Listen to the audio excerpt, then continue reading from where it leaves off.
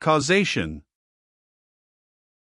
Every cause has its effect, every effect has its cause, everything happens according to law. Chance is but a name for law not recognized. There are many planes of causation, but nothing escapes the law. The Kybalion. The great sixth Hermetic principle, the principle of cause and effect, embodies the truth that law pervades the universe, that nothing happens by chance, that chance is merely a term indicating cause existing but not recognized or perceived, that phenomena is continuous, without break or exception. The principle of cause and effect underlies all scientific thought, ancient and modern, and was enunciated by the Hermetic teachers in the earliest days. While many and varied disputes between the many schools of thought have since arisen, these disputes have been principally upon the details of the operations of the principle, and still more often upon the meaning of certain words. The underlying principle of cause and effect has been accepted as correct by practically all the thinkers of the world worthy of the name. To think otherwise would be to take the phenomena of the universe from the domain of law and order, and to relegate it to the control of the imaginary something which men have called chance. A little consideration will show anyone that there is in reality no such thing as pure chance. Webster defines the word chance as follows: a supposed agent or mode of activity other than a force, law, or purpose, the operation or activity of such agent, the supposed effect of such an agent, a happening, fortuity, casualty, etc. But a little consideration will show you that there can be no such agent as chance, in the sense of something outside of law, something outside of cause and effect. How could there be a something acting in the phenomenal universe, independent of the laws, order, and continuity of the latter? Such a something would be entirely independent of the orderly trend of the universe, and therefore superior to it. We can imagine nothing outside of the all being outside of the law, and that only because the all is the law in itself. There is no room in the universe for a something outside of and independent of law. The existence of such a something would render all natural laws ineffective, and would plunge the universe into chaotic disorder and lawlessness. A careful examination will show that what we call chance is merely an expression relating to obscure causes, causes that we cannot perceive, causes that we cannot understand. The word chance is derived from a word meaning to fall, as the falling of dice, the idea being that the fall of the dice, and many other happenings, are merely a happening unrelated to any cause. And this is the sense in which the term is generally employed. But when the matter is closely examined, it is seen that there is no chance whatsoever about the fall of the dice. Each time a die falls, and displays a certain number, it obeys a law as infallible as that which governs the revolution of the planets around the sun. Back of the fall of the die are causes, or chains of causes, running back further than the mind can follow. The position of the die in the box, the amount of muscular energy expended in the throw, the condition of the table, etc., etc., all are causes, the effect of which may be seen. But back of these seen causes there are chains of unseen preceding causes, all of which had a bearing upon the number of the die which fell uppermost. If a die be cast a great number of times, it will be found that the numbers shown will be about equal, that is, there will be an equal number of 1 spot, 2 spot, etc., coming uppermost. Toss a penny in the air, and it may come down either heads or tails, but make a sufficient number of tosses, and the heads and tails will about even up. This is the operation of the law of average. But both the average and the single toss come under the law of cause and effect, and if we were able to examine into the preceding causes, it would be clearly seen that it was simply impossible for the die to fall other than it did, under the same circumstances and at the same time. Given the same causes, the same results will follow. There is always a cause and a because to every event. Nothing ever happens without a cause, or rather a chain of causes. Some confusion has arisen in the minds of persons considering this principle, from the fact that they were unable to explain how one thing could cause another thing, that is, be the creator of the second thing. As a matter of fact, no thing ever causes or creates another thing. Cause and effect deals merely with events. An event is that which comes, arrives, or happens, as a result or consequent of some preceding event. No event creates another event, but is merely a preceding link in the great orderly chain of events flowing from the creative energy of the All. There is a continuity between all events precedent, consequent, and subsequent. There is a relation existing between everything that has gone before and everything that follows. A stone is dislodged from a mountainside and crashes through a roof of a cottage in the valley below.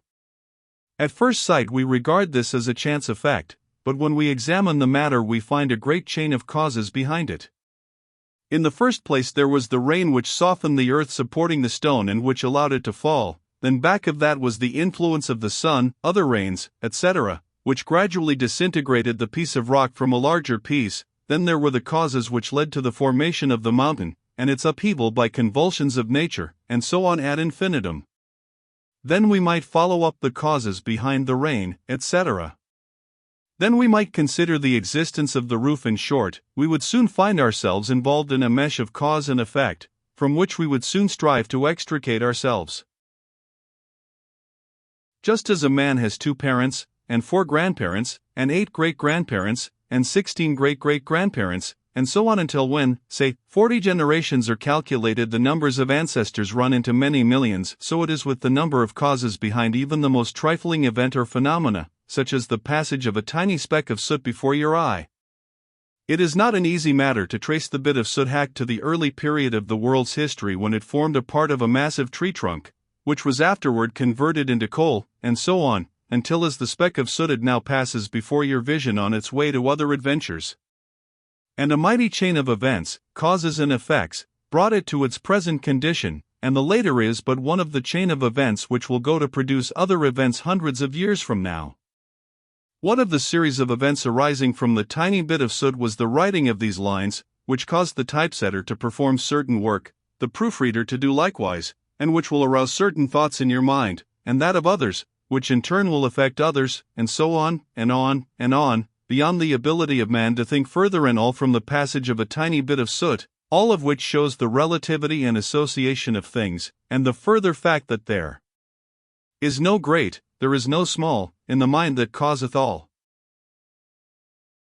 Stop to think a moment. If a certain man had not met a certain maid, away back in the dim period of the Stone Age, you who are now reading these lines would not now be here. And if, perhaps, the same couple had failed to meet, we who now write these lines would not now be here. And the very act of writing, on our part, and the act of reading, on yours, will affect not only the respective lives of yourself and ourselves, but will also have a direct, or indirect, effect upon many other people now living and who will live in the ages to come. Every thought we think, every act we perform, has its direct and indirect results which fit into the great chain of cause and effect. We do not wish to enter into a consideration of free will, or determinism, in this work, for various reasons. Among the many reasons, is the principal one that neither side of the controversy is entirely right. In fact, both sides are partially right, according to the Hermetic teachings. The principle of polarity shows that both are but half-truths, the opposing poles of truth. The teachings are that a man may be both free and yet bound by necessity, depending upon the meaning of the terms, and the height of truth from which the matter is examined. The ancient writers express the matter thus: the further the creation is from the center, the more it is bound; the nearer the center it reaches, the nearer free is it.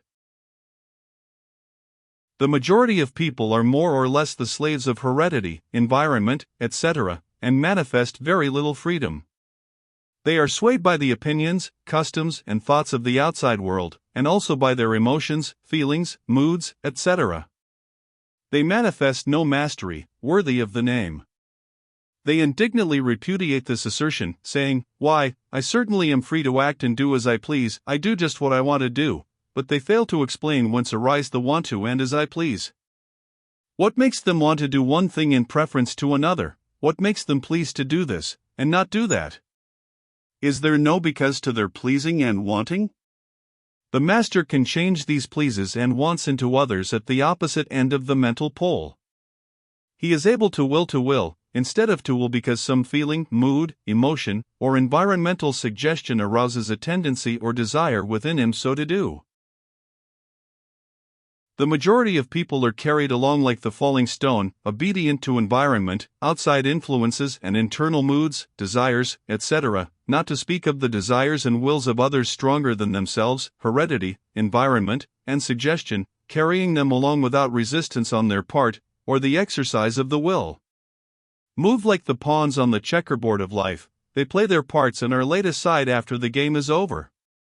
But the masters, knowing the rules of the game, rise above the plane of material life, and placing themselves in touch with the higher powers of their nature, dominate their own moods, characters, qualities, and polarity, as well as the environment surrounding them, and thus become movers in the game, instead of pawns, causes instead of effects.